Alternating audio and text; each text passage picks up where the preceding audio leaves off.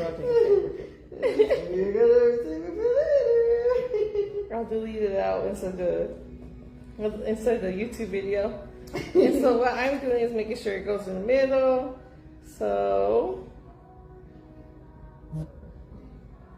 it doesn't look like it's the middle.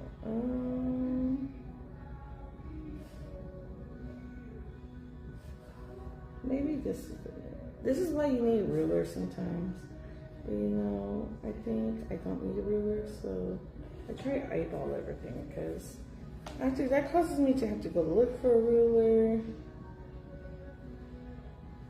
Okay, so let's see.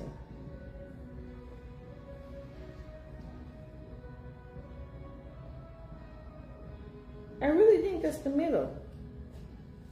Does this look like the middle where you see that line?